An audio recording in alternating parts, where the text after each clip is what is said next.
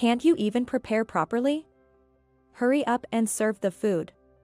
Don't embarrass my mom like this. Huffing and puffing, Michael stormed out of the kitchen with an extra bottle of wine in hand. Of course, he never gave the slightest indication of helping. Silently, I began cleaning up the broken dishes. I'm so done with this. Why is it always just me? What happened? Just then, Jonathan, my father-in-law, who seemed to have arrived late, poked his head into the kitchen. Probably having heard the sound of breaking dishes. Seeing the array of dishes laid out in the kitchen, he looked surprised. All this. Don't tell me you did this all by yourself. With a sense of resignation towards Jonathan's attitude, I informed him with a touch of self-deprecation. It's always like this. I then gathered the broken pieces of dishes and stood up. Seeing me like this, Jonathan seemed at a loss for words. The sight of me, evidently more worn out than the last time we met, shifted his surprise to anger. I'll ask my wife what she intends. You come too. After telling me that, Jonathan led me to the living room. My name is Sarah, 32 years old. I've been married to Michael, who is 3 years my senior, for almost a year now. I had been working as an outpatient nurse at a small pediatric clinic since before I got married, but I recently switched to a general hospital in the same city for skill development. If it's been a year since the marriage, I believe it would still be considered newlywed by general standards. However, from day one of our marriage, we've been staying at my in-laws' house with my mother-in-law, Linda. The reason was that my husband wished it so, concerned about his mother who was left alone because his father was on a long-distance work assignment. At first, I also thought having more people living together would be reassuring. I believed we could help and support each other during busy times. But I soon came to understand painfully that this was a huge misunderstanding. Sarah, that's terrible of you. It was the morning after my first night shift since changing jobs. After managing to complete the unfamiliar work shift from midnight to 8:30 a.m. and returning home exhausted, I was met with a single displeased comment from Linda. It was 9 a.m. Due to a scheduling mismatch, Michael had already left for work. This time of the day is when neighbors frequently pass by our house. Whether she knew this or not, Linda confronted me loudly enough for neighbors to hear. How come you didn't prepare breakfast just for me? You meaning what? Well, breakfast? Confused by the sudden accusation, I pondered its meaning and felt perplexed. Because I had prepared breakfast for two before leaving for work last night. Most likely, Michael ended up eating his mother's portion as well. Even if I pointed this out, Linda wouldn't budge, insisting it was my spiteful act. In the end, I had to prepare her breakfast again, rubbing my sleepy eyes. Having an inflexible daughter-in-law is such a hassle. Even after having me prepare breakfast again, Linda didn't utter a single word of thanks. Instead, after taking just one bite, she complained about the taste being too strong and the food being too salty. But with my head foggy from sleepiness, I ignored her complaints and tried to leave the room as soon as possible to get some sleep. However, Linda coldly called me back just as I was about to leave. Wait a minute, Sarah, where do you think you're going? There are still dishes to be cleaned up. I'm sorry, Linda. I've just come off a night shift, so could you possibly take care of the cleanup? What? What are you talking about? Cleaning up is a part of cooking. Besides, since cleaning and laundry are your responsibilities, I've made sure to leave them for you. So if you're going to rest, could you please finish those first? Could I possibly do it after I've rested? What kind of selfish thing to say? You're the homemaker of this house now, aren't you? Well, I'm not heartless, so it would be different if you had kids. But you don't have any now, right? I'm on it. It seems I won't be allowed to rest just yet. Forced to whip my leaden body into action, I ended up doing all the chores as ordered by Linda. I'll take care of the household chores once you have kids, has become her recent mantra. And it implicitly means, why haven't you had children yet? Since Michael is her only child, Linda probably places too much expectation on me to bear her grandchildren. My friend's daughter-in-law got pregnant during their honeymoon, and another has already become a mother of 3. I'm incredibly envious. I also want to see my grandchild soon. Even without being told, I too wish to be blessed with a child soon. At the very least, it would free me from these daily jibes. But it hasn't happened. Over the past year, I've taken care of my health, tried supplements, and attempted everything that's said to be beneficial. I've tried everything I could think of.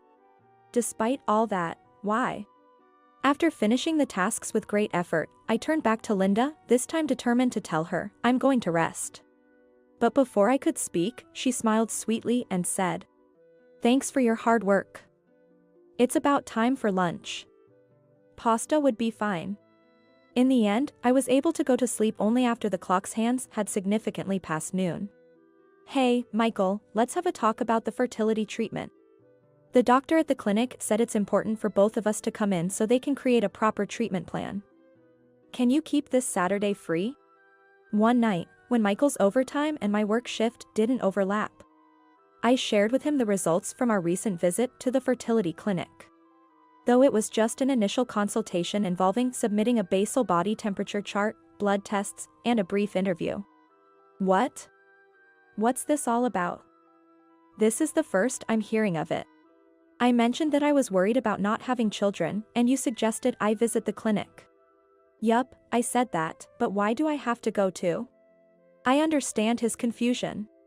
Although gynecology wasn't my field, I initially believed that fertility treatment was something women had to tackle on their own. That's why I went to the first appointment by myself. But there, Dr. Brown explained that treatment requires the cooperation of both partners. For a successful pregnancy, not only the wife's but also the husband's reproductive health is crucial. Semen volume, concentration, motility, and sperm morphology are all important factors that need to be checked. Depending on the results, it could significantly affect the treatment plan. In other words, Michael's semen analysis is quite important for fertility treatment. That's why I need you to come for the treatment plan explanation. You're the only one who needs to listen. Anyway, it's got nothing to do with me. That's not true. It's a matter for both of us, isn't it? Put yourself in my shoes, being asked when we're having a kid every time I see your mother. Don't speak ill of my mom. It's your infertility that's the problem. Just get it treated quickly. That's why I need your cooperation. Fertility treatment isn't just about checking fallopian tubes and follicles, a semen analysis is essential. I'm healthy and have no issues. Our sex life is fine, and I have plenty of volume, right? So, there's no need for a test. Then prove it. What if my colleague sees me there? Are you trying to embarrass me? In any case, I absolutely won't go. Did I make the request in the wrong way? It seemed to upset Michael, and he ended the conversation by pulling the blanket over his head and starting to snore loudly. Looking down at Michael, I let out a deep sigh. I believe that night shifts symbolize one aspect of nursing as a unique profession. While the arrangement of night shifts varies by medical institution, at my new job, we typically work 3 shifts. Besides day shifts, there are 4 to 5 night shifts per month, and including evening shifts, about 8 night shifts in total. But it's not the irregular work schedule that's the hardest. It's the volume of tasks assigned by Linda when I'm at home. Nurses are supposed to be exempt from day shifts after a night shift, but since I have to take care of household chores, I essentially have no days off. If I had known this reality awaited me, I would have never considered changing jobs. Linda became more demanding after our first year of marriage. Looking at her now, it's hard to believe, but right after we got married, she wasn't so overtly imposing household chores on me. Could it be because I still haven't been able to conceive? After enduring such a life for just over 6 months, my body, which was once slightly plump and healthy at the time of our marriage, has now become skeletal. With my flesh wasted away to the point where my bones are protruding, transforming into a clearly sickly figure. However, strangely enough, it seemed that both Linda and Michael were completely oblivious to the changes in me. Perhaps because we see each other every day, they might not notice the gradual changes. Then came a day in summer. Michael approached me with a plan, looking excited. We're going to celebrate Mom's 60th birthday this Sunday. She's really looking forward to inviting a lot of her friends. So I'm counting on you to handle the preparations. Saying this, he handed me a piece of paper. Written in Linda's handwriting were the names and contact details of the guests, the menu for the meal, specifications for the dinnerware to be used. The order in which the dishes were to be served, and even the brands of drinks to prepare, all detailed meticulously. What was astonishing was the number of guests and the schedule. Of course, Jonathan's name was on the list. 10 people? To prepare meals for that many people, with this many dishes. And on Sunday, I'll be just off my night shift. It can't be helped, Mom insists on that day. It'll be fine. You always manage to stay up until the afternoon anyway. The birthday party is at noon. So it shouldn't be a problem. Saying that, Michael left the room, leaving me in a daze. I bet neither of them will lift a finger to help. In my numb mind, I was strangely certain of this. And then came the morning of the 60th birthday party. As usual, after coming off a night shift, I staggered home and went about the household chores and preparations as Linda directed. Having done the laundry and cleaning the night before, turned out to be a saving grace.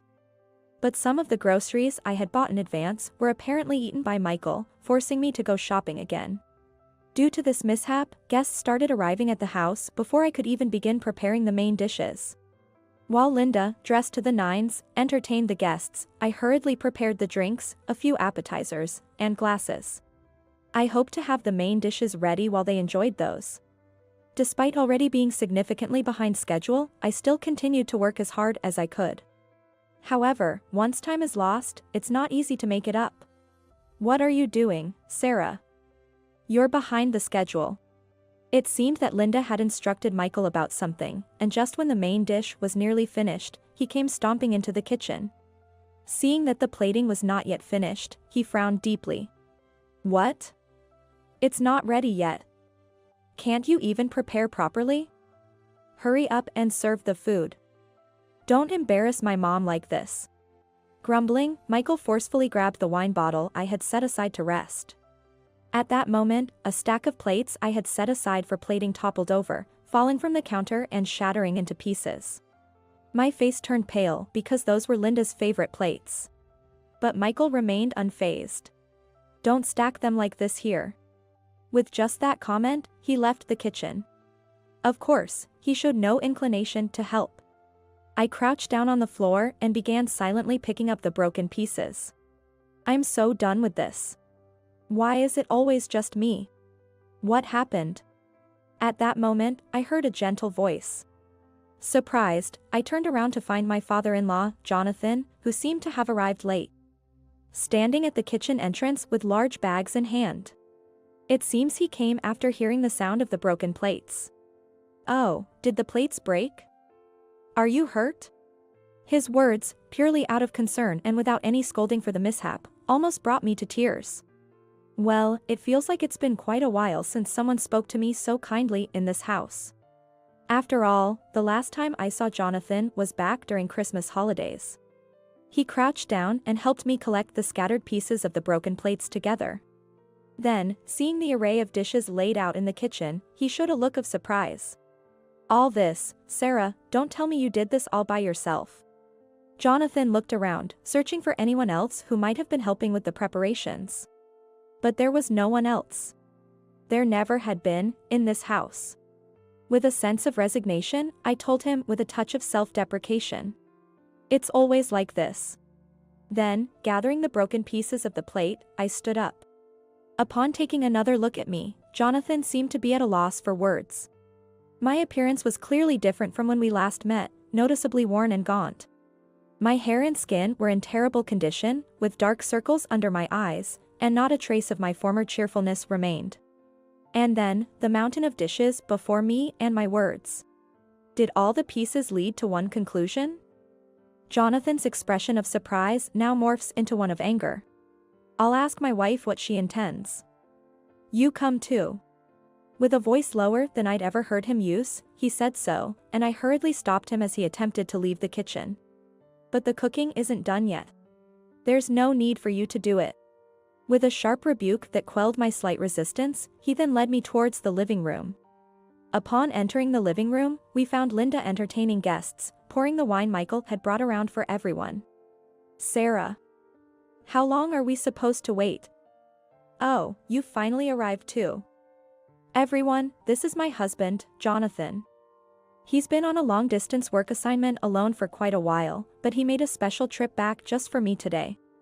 After that, the guests greeted him with warm smiles. Responding to their greetings, Jonathan also offered a brief acknowledgement. "Hi everyone. Thank you all for coming to today's party. And I am very grateful to you for always supporting my troubled wife."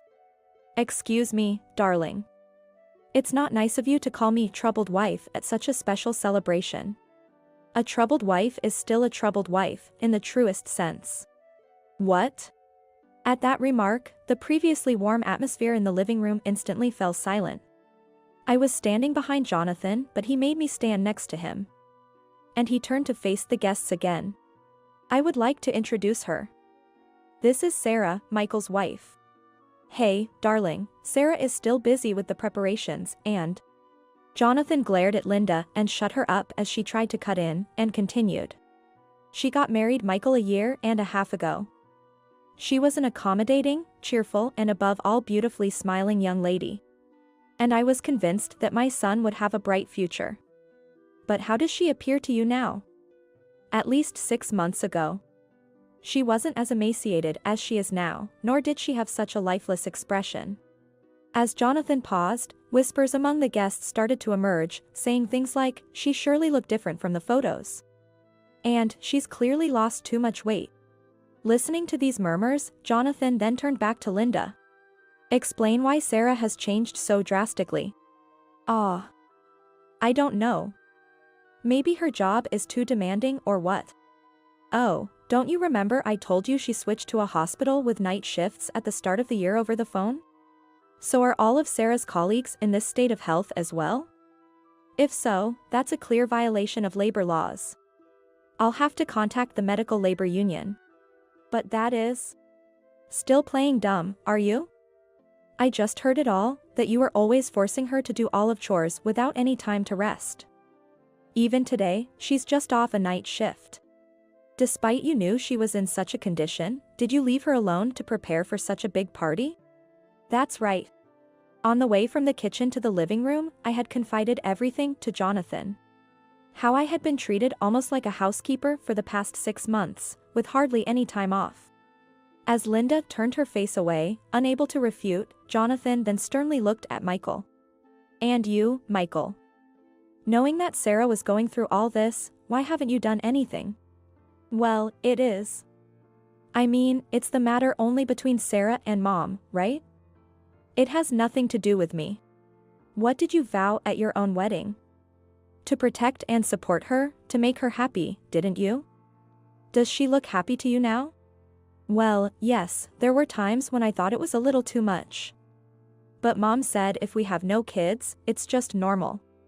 If you're a man, you should prioritize your spouse over your mother. Have you forgotten that your marriage broke down because both of you cornered your ex-wife like that before?" At Jonathan's words, Michael turned bright red and fell silent. And I, too, in sheer surprise, gaped and looked up at Michael. I knew Michael had been married before, and I had decided to marry him fully aware of that fact. But it was completely news to me that his ex-wife had been treated in the same way as I am now. But while I was surprised, a part of me strangely felt a sense of realization, as if thinking, well, so it really was like that. Let me be clear, since she doesn't have children, it's only expected that she should be able to manage this much work. It is unbelievable that they've been married for a year and a half and still haven't been blessed with children. She falls short in so many ways as my son's wife. Even if she were infertile, there's no blame in that condition itself. Your argument is nothing but a misplaced outburst. Who do you think you are, saying such things so arrogantly? How could you, who have been away from home for so long, understand my feelings? You couldn't possibly understand, could you? Surrounded by people who constantly boast about how happy they are with their grandchildren, do you have any idea how miserable that made me feel? It was tough. I wanted to meet my grandchild so badly. With that outburst, Linda finally broke down in tears. While I felt a bit of pity for her in that state, it couldn't erase the physical and emotional pain I had endured for over 6 months. If the same was done to Michael's ex-wife, then I find it even more unforgivable. It's impossible for you to meet grandchildren. I'm sure they will never come to you in the future. After stating my position firmly, I thrust a few pieces of paper in front of Linda. These were items I had taken from my room just now as Jonathan and I were moving here. They were the test results from the fertility treatment clinic. Blood tests, AMH, hysterosalpingography, anti-sperm antibody test, and others, all normal. My body is healthy. If the situation was the same with his ex-wife, there's only one conclusion. The problem lies with Michael. What? You must have had some inkling, right? That's why you were so reluctant to get tested, wasn't it? Yet instead of defending me, you treated me like a housemaid along with your mother. Until now, I kept quiet about these test results because I still loved you. But after being yelled at again today, and you not even lifting a finger to help, and then finding out you treated your ex-wife terribly too, I just don't care anymore. Michael, let's get a divorce. Wait, hold on. Me? Infertile. That can't be. It's a lie, right? If you think so, you should get tested properly. Well, whether the results are good or bad, it doesn't really matter to me anymore. With that final statement, I turned my back on Michael, who continued to make excuses, and Linda, who was sobbing, and left the living room. Just before closing the door, I faintly heard the sound of the guests leaving one after another. Afterward, Michael and I formally divorced through a lawyer. He made a fuss, but thanks to Jonathan recording the conversation in the living room that day, it was acknowledged that I had been subjected to psychological abuse by Michael and Linda for 6 months. Moreover, when Michael finally underwent a semen analysis, it turned out he indeed had azoospermia, and Linda was furious about it. And then, after we successfully finalized our divorce, surprisingly, Linda and Jonathan decided to get a divorce as well. Jonathan mentioned, I had hoped she would reflect on and change her behavior regarding how she treated our son's ex-wife, but since that didn't happen, I had to make this decision. He apologized for not realizing the situation sooner and for not having Michael's sperm tested before we got married. A year later, rumor has it that Linda, ousted from the family home, now lives in public housing with Michael within the same city. Furthermore, it seems that Linda was cut off by her former friends as well. Moreover, through those friends, the rumor spread further, and now Michael is said to be feeling quite uncomfortable even at his workplace. And through Jonathan, I met a man and, after 6 months of dating, we got married. Jonathan said that he highly trusts the man who works for him. Now, we are living happily together. Recently, I found out I was 2 months pregnant after a checkup at the gynecologist, and I plan to share the news with Jonathan soon. After all, for us, Jonathan is not only the matchmaker but also the benefactor who saved me from a difficult situation. I want a child of my own too. In a sarcastic tone, my husband Alex says. I finally couldn't take it anymore and spoke up. What? What are you talking about? Isn't he right here? Until now, I've been harshly criticized by my husband Alex for our difficulty in having children. Even now, he's holding my sister's baby in front of me, as if to make a spectacle. What? Alex's mouth falls open in surprise. Despite all the evidence, he can't possibly be planning to play dumb. I won't let him. I'll make sure you all are the ones who are brought down to hell. My name is Natalie. I'm a 25-year-old homemaker. All right, it's done. I was preparing dinner in the kitchen. When I opened the large pot, the refined scent wafted through the air. I tasted the soup I scooped from the pot. The sweetness is okay, the meat is tender, all right, it's exactly to his taste. Just as I was satisfied and sighed. I'm home. My husband Alex returned. I went to the entrance to greet him. Welcome back. It's your favorite soup today. As I took Alex's bag at the entrance and was about to head back to the room. Hey. Alex grabbed my shoulder. I felt a piercing gaze on my back. How was it? Today was the day, right? I gasped at his words. My heart pounded, and I felt dizzy. Answer me. I swallowed hard and opened my mouth. It. What? I mustered the courage to speak.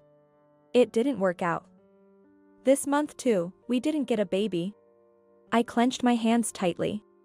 Seeing this, Alex sighed deeply. Again? Why can't we have a child? Making soup as if to appease me, how contrived. I'm sorry, but don't make excuses. All my friends had kids right after getting married. Thinking of names, buying baby clothes, they all seem so happy. I want children too. But we've only been married for 3 months, we don't have to rush. Damn. Alex stared at my face. Then, as if struck by a thought, he snorted through his nose. You're infertile as a woman, aren't you? Maybe you should go see a gynecologist. Alex snatched the bag from me and went to his own room. I covered my face with both hands. I too want a child. To bear a new life and feel its preciousness. To be moved by every little milestone in my child's growth. But maybe I'm not worthy of that. My parents disappeared before I was even fully aware. They vanished, leaving us behind. Left behind were me and my twin sister. We grew up without knowing parental love. Can someone like me become a proper parent? That's always been my worry. But I can't give up. If my desire for a child is genuine, surely, someday, God will grant me this wish. I'll hold on to that belief and wait for the time to come. Besides, next month is our much-awaited wedding ceremony. Since it's a bit late, my expectations are even higher. All right. Smile, smile. I went to call Alex for dinner. Today is Alex's birthday. I've decorated a cake and prepared a present. As I waited for Alex's return, the doorbell rang. It's rare for him to ring the bell. I hurried to open the door. There stood a woman. She had the beauty and style of a movie star. She casually brushed her glossy black hair off her shoulders. Hi, Natalie. It was my twin sister, Hannah. We are fraternal twins. Seeing my sister's face, which looks nothing like mine, I was taken aback. Hannah. What are you doing here? I just came to hang out. But, today is Alex's birthday, right? I wanted to celebrate just the two of us. Didn't I text you? Realizing her mistake, Hannah apologized. Sorry. I forgot.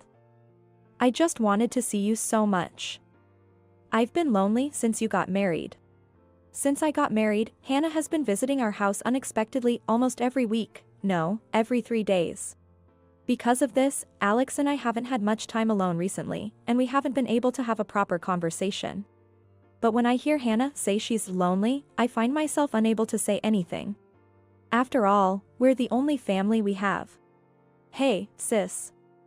I'm giving you this bag. I haven't been using it much lately. I opened the paper bag my sister gave me. Wow. This is from a famous brand. It's okay. I usually give them to my friends. This time it's for you. Take it and go out to dinner with your friends. Oh, right. You don't really have friends like I do. By the way, look at this. The party we had the other day. Hannah showed me a photo. In it, Hannah and over 100 of her friends were elegantly enjoying a dinner party. I chuckled. Hannah, you're such a social butterfly. You're the complete opposite of me, and that's really amazing. You're successful in your career. You have money, and you have a boyfriend, right? Well, of course, this is just the norm for me. Hannah said with a boastful smile. I gave a wry smile at her demeanor. What? Then Hannah froze as she looked at the table. She burst into laughter, holding her stomach. Wait, did you actually make this cake yourself? Yes. Is that weird? Everyone knows that people prefer store-bought cakes. You're doing thankless work, sis. It's really sad. Hannah leaned in to look at my face and smiled. Well, that's what makes you adorable, I guess. Hannah smiled sweetly. Then, her expression suddenly changed as her eyes sparkled with excitement. That's right. I actually have some news to share. I'm home. Alex returned from work. We stopped our conversation to greet today's star. As I was cutting the cake, Alex and Hannah started getting excited about something they saw on TV. This is so pitiful. Despite being an actress, she couldn't have children after she got married, and by the time she finally did, she was 40. How miserable. Seriously. The two of them seemed to get along well, often gossiping about celebrities. They looked like a real couple. Look, baby pictures. My heart skipped a beat at those words. Children are a symbol of happiness. I believe that giving birth is a woman's mission. A woman who can't have children isn't really a woman. I get it. I really click with you, Hannah. We really do get along, don't we? I silently served the cake. Right, Natalie? Alex teased me. Hannah suddenly covered her mouth in shock. Oh, sorry. I didn't mean you. I was talking about someone else. At that moment, Hannah looked at me and smirked slyly. It was an expression I had never seen on her before. I sensed a definite malice in it. The reason my sister comes to visit. It's because she's lonely without her sister. That's why I couldn't refuse her. But, is that really true? After the party ended and Hannah left, I received a message on my phone. I'm actually pregnant. Remember I said I had news? Of course, we're planning to get married. Sorry for finding happiness before you. A family member becoming happy. I should be happy, I should be congratulating them. But inside me, something dark was brewing. And then, time flew by in an instant. Today is the long-awaited wedding day. We chose a small local church as the venue. It's somewhat modest, but we wanted to save as much money as possible for the children we hope to have one day. After getting dressed in my wedding gown, I'm spending a calm moment in the dressing room. But that peace was shattered in an instant. Bang. The door bursts open. I'm here. Congrats, big sis. Startled, I turned to see my sister. But an even more shocking sight awaited me. Hi Hannah, that outfit. What? What's up? I swallowed hard and then said. You shouldn't wear white to a wedding. Yes, my sister was wearing a pure white dress. Hannah apologized in an exaggerated manner. Sorry. I tried to avoid it, but I just fell in love with this dress, and besides. Hannah smirked. It suits me, doesn't it? This dress. My sister posed proudly, tilting her head as if to look down on me. Then she looked me over as if evaluating me. Is that handmade? It looks more like a dress than a gown. It doesn't have the usual fluffy dress shape. Yes. I like this designer who made it especially for me. It's embroidered with my favorite flowers. Hannah smiled with just her lips. Wow, that's nice for you. Embroidery gives off an old lady vibe, but it really suits you, so I guess it's fine? Thank you. I forced a smile. Hey, it's time. Alex came into the dressing room and spoke brusquely. You look beautiful. Not a single word of that was given. I let out a deep sigh. The ceremony went smoothly, and the reception began. Now, we'll have a speech from a family member. Hannah stepped up to the microphone. Instantly, the men in the venue started murmuring. Beautiful. Gorgeous. I wish I could marry someone like her. Their gazes went beyond the dress, entangling with her beauty and figure. Nice to meet you. I'm Hannah, her sister. Today, there are a few empty seats, but thank you all for coming. The reception had a 30% absence rate. We had prepared seats for Hannah's friends, but none of them showed up. As you can see, my sister doesn't have friends, only about 8 in total. She always spends her holidays cooped up, eating snacks and tapping on her cell phone. Isn't that pitiful? There were snickers throughout the venue. I felt the blood drain from my face. Hannah, what are you saying? It's a wedding. A reception. But I love my sister just the way she is. Alex, please make my sister happy. My sister displayed a smile like that of an angel. A round of applause erupted. I didn't even want to think about who it was for. After the reception, I called my sister to the dressing room. Why did you say that, Hannah? The empty seats were for your friends, right? You made it seem like it was my fault. I pleaded desperately, but my sister, with a troubled smile, patted my head.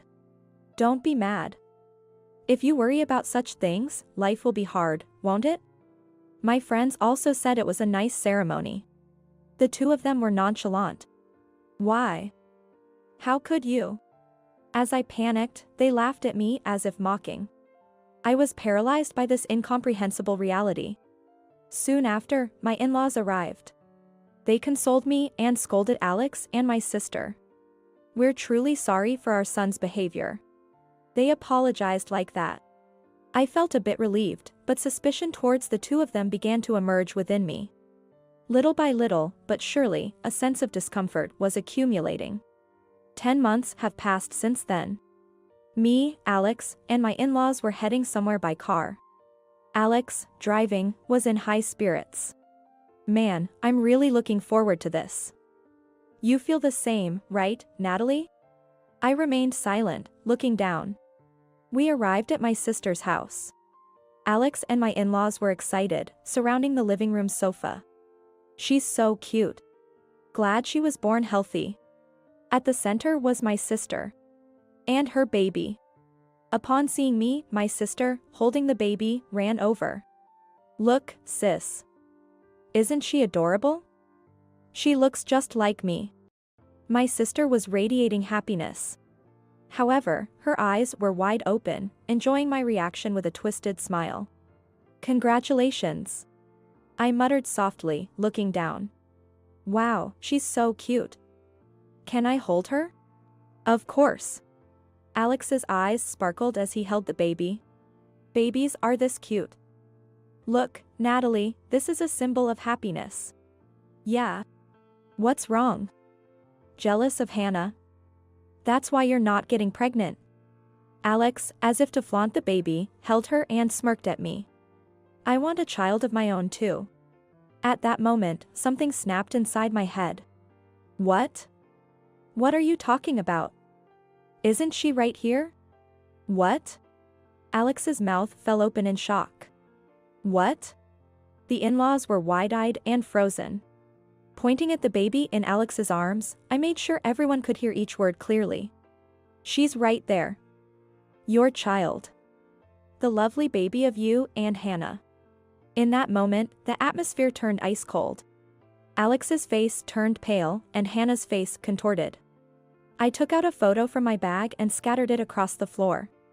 The photo clearly showed Alex and my sister heading to a hotel together. I know everything. That Alex and Hannah were having an affair. As I declared this, my sister burst out laughing dismissively. Stop it, this must be some kind of Photoshop, right? Don't be ridiculous. The ridiculous one is you, Hannah. I suspected you two were up to something, so I installed surveillance cameras in the house. And then, when I wasn't around, the two of you. I pulled out my phone and started playing a video. The living room displayed Hannah and Alex's affair. Hannah's face turned beet red in no time. What is this? Stop it. Stop it now. Hannah attacked me like a mad woman. After snatching the phone from me, she threw it against the wall with all her might and stomped on it over and over again. The phone screen shattered dramatically, making a strange noise. I watched my sister with a cold gaze. It's useless, Hannah. As my sister was tearing up the photos, she looked up at my words. Useless? What do you mean? Then, a furious shout filled the room. Alex. The father-in-law had grabbed Alex by the collar. Did you betray Natalie? With her own sister, no less. You monster. You even had a child. How are you going to take responsibility, you foolish son? The mother-in-law was in tears. Alex, condemned by his parents, trembled. Wait. We don't even know if the child is mine and Hannah's. Natalie is just trying to make me look bad by saying whatever she wants. DNA test. What? I said loudly. A DNA test will reveal whose child it is. Why don't you go to the hospital and have it done? But... Alex stammered but, still not giving up, pleaded with his parents. Look, Natalie can't get pregnant at all. A woman who can't bear children isn't fit to be a wife, right? Are you out of your mind? A man who commits adultery is the one who's unfit to be a husband. But that's... Alex averted his gaze. Seeing this, the in-laws sighed deeply and looked away. You have something to say too. Why did you do such a thing? Betraying your family is a grave sin. Hannah's shoulders jolted. It's not my fault. The bad one is you, Natalie. Hannah gritted her teeth, glaring at me with a face like a demon. It's because you stole the person I had my first love with. What? I had no recollection of such a thing. After our parents left us, I always acted strong. But you were always so whiny. It was so annoying. And yet, the person I had my first love with rejected me because he liked you. He felt sorry for you. At that moment, I swore. If you wanted to be pitied so badly, I'd make you truly pitiful. First, I decided to make you feel lonely. I kept telling you our parents are gone. It must be lonely. Then, you grew up to be a gloomy kid without any friends. Poor thing. Next, I wanted you to feel inferior. I am amazing. You are not. That was my goal. So, giving me brand name items and bragging about her many friends were all to make me feel inferior. And probably, stealing Alex too. Now you understand, right? You are beneath me. Betrayed by your husband, hated by your sister, you are the most pitiful woman in the world. Hannah laughed triumphantly. But I felt no emotion. I'm pitiful? I see, that's what you thinks. Got it. She must have expected me to lose my composure. Hannah stood frozen with a puzzled look. But I don't care about that anymore. Now I just hate you. I loved you so much, and to think you've been manipulating me like this for so long. It's terrible. Too terrible. So, I'll return everything you did to me. I mimicked my sister's laugh. Then Hannah recoiled as if she'd seen a monster. Was my face that scary? Both of you just wait and see. I left the house alone. Months have passed since then. We decided to divorce and Alex left. Needless to say, he was probably heading to my sister's house. Today, I was at a wedding. It was cold, so I wore a thick, long cardigan over my dress, making sure the dress underneath couldn't be seen at all. The church for the ceremony was spacious, with over 100 attendees. There were so many people that I couldn't even get a clear view of the bride and groom. The same must have been true for them. The bride and groom made their entrance, and applause filled the air. The priest began the vows. Do you, Alex, take Hannah as your wife, to have and to hold, in good times and in bad, in wealth and in poverty, in sickness and in health. Today was Hannah and Alex's wedding. I found out about my sister's wedding a month after that showdown. Hannah had announced her shotgun wedding with Alex on social media. That post also mentioned the wedding.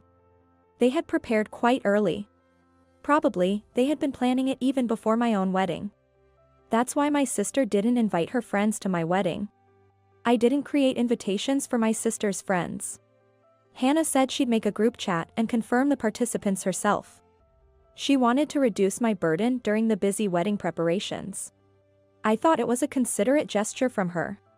But thinking about it now, she probably never made that group chat. Yet she lied about everyone attending. No one was invited to the ceremony. That's why no one came. Such a simple answer. Thinking back, it seems Alex had only invited acquaintances with whom he had a shallow relationship. Before and after our marriage, I was never introduced to Alex's close friends. Whether Alex had been connected with my sister before marrying me or it was just bad timing, the reason will forever remain a mystery. But one thing is for sure. They wanted this to be their first wedding ceremony. They probably wanted to erase all my time with him. How can I accept that?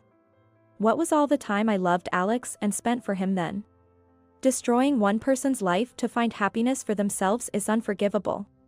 I reaffirmed my determination for revenge. As the wedding ceremony concluded, the reception began. Perhaps due to the large number of people, it was a buffet-style party, and the venue was bustling. I kept to the shadows. Now, we will present a congratulatory movie. Since the groom's parents couldn't attend today, they've sent us a special video. Please watch. The staff announced proudly. What, dot. Hannah and Alex were taken aback by this. The venue's screen lit up, showing the in-laws. They were smiling, but their eyes had the sharpness of hunters spotting their prey. It's finally starting. I smirked as I watched the screen. Congratulations on your marriage, Alex and Hannah. Congratulations. In the video, the two of them exchanged smiles. Thank you for coming today, everyone. As a token of our gratitude, we'd like to give you a gift. Excited murmurs rose from the crowd. What is it? A present? The mother-in-law interrupted. It's a gift of words. Now, it's your turn, Dad. Leave it to me. The mother-in-law's previously relaxed expression tightened, turning devilish. See the bride there? She's Alex's mistress. And that mistress is his wife's own sister. Do you understand what we're saying? The people standing there aren't a fresh couple. They're adulterers. We will never acknowledge this marriage between these two. And we will sever all ties with them from now on. Stop the video. Alex's scream echoed as the video abruptly cut off. But it was already too late. The attendees were speechless from the shocking revelation. Alex stood up and shouted. Everyone. That was just a joke by my parents. It was a bit too provocative, right? The crowd began to murmur. Is that so? That was. Just as Hannah began to make her excuses on the microphone. I snatched the microphone from her. It's true. With just that one word, I made my statement. Then, I took off the cardigan I was wearing. Beneath it was a white dress. A year ago, I wore this dress when I married Alex. You remember, don't you, Alex? As I looked at Alex, his face turned deathly pale, and he was frozen. I took the opportunity to pull out something from an envelope I had and scattered it around the venue. It was a photo of Hannah and Alex's affair. And photos from my wedding with Alex. The copied photos were enough to be distributed among all the guests. Looking over the chaotic venue, I took a deep breath. I did it, I really did it. After everything was done, I collapsed on the spot, half in a daze. Suddenly, someone grabbed me by the collar. Looking up, I saw Hannah, her eyes wide open as if they were about to pop out, staring at me. Why are you here? You weren't invited. I didn't tell you the place or the time. I burst out laughing at Hannah's panic. What are you talking about, Hannah? You did tell me, on social media. Hinting, right? I caught on immediately. Hannah's wedding announcement had, considerately enough, included the date of the wedding. With each update on social media, she detailed the ambience of the venue and the meticulous care she took in choosing it. It was probably meant to spite me. I'm going to have such a wonderful wedding. Not like yours. But that became a clue for me. It was easy to find on the internet. Social media can be scary, right? But why were you allowed in the venue? Your name wasn't on the guest list. I sighed and gave the obvious answer. Because I'm the bride's sister. The receptionist was one of your friends, right? She knew my face, so she let me in. They wouldn't kick out the bride's sister just because she wasn't on the guest list, right? You mean, you brought that video too? You brought it in secret, saying it was a surprise? We didn't invite those two. That's right. Your parents-in-law sided with me. They came to my house to apologize, saying they couldn't stand to see Alex and you happy. So, we all planned today's event together. I pointed around the venue and laughed. Look, everyone's leaving.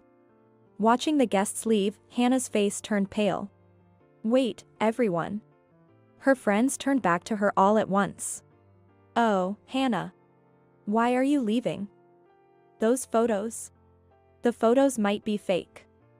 But we don't want to associate with someone who might have committed adultery. Being with you would lower our own value. Value? But we're friends, right? It's rich hearing that from you, after all the brand name gifts you've used to lure us in. Well, we were also friends with you for that reason.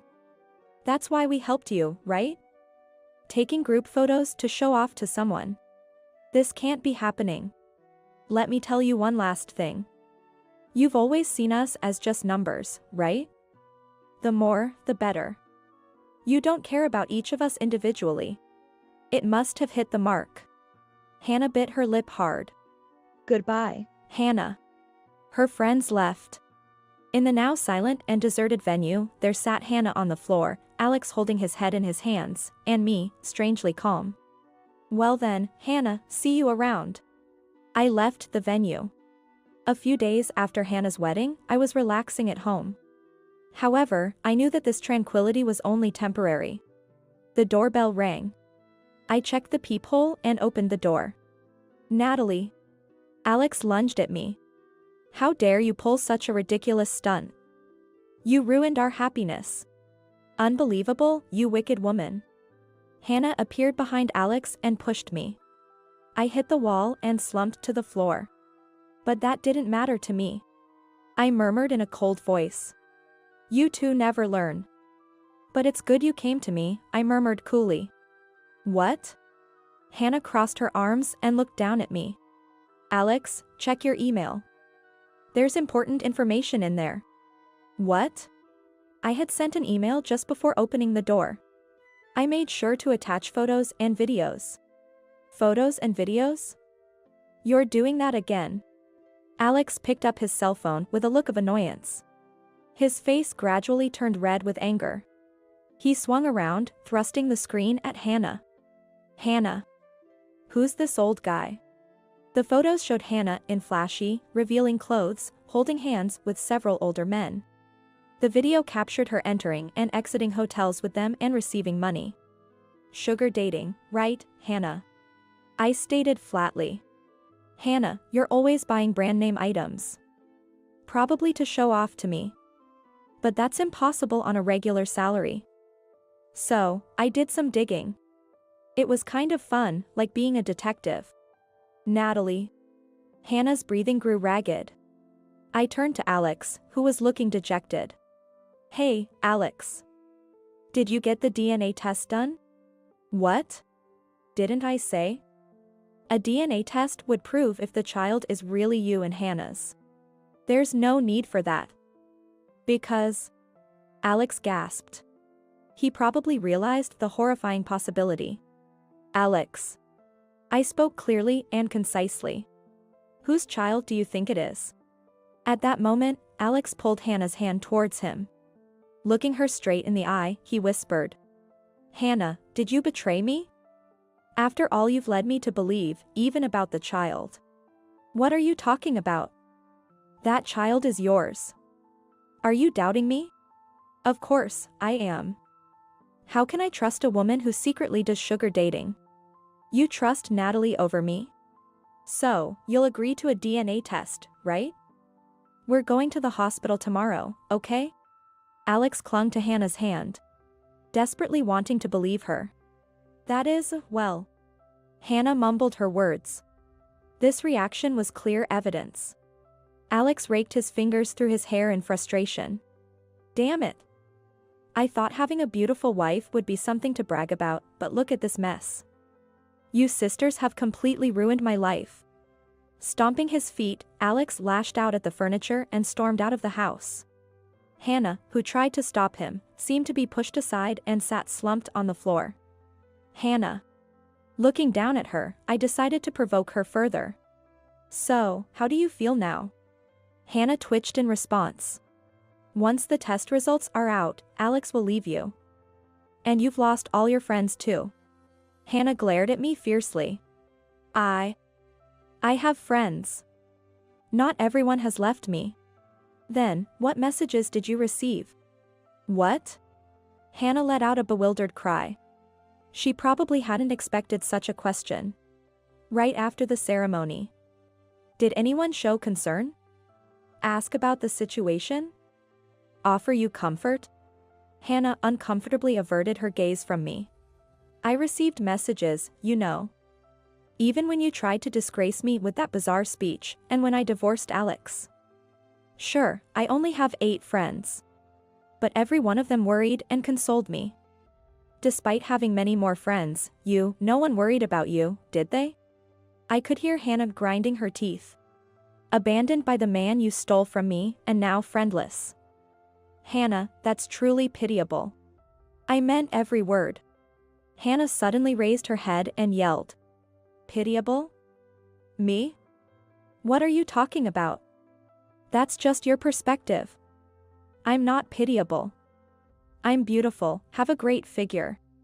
And am valued enough to be spoiled by men. The pitiable one is you, with nothing to boast about. I felt no emotion towards Hannah's outburst and quickly replied. That's right. Then let me say this too.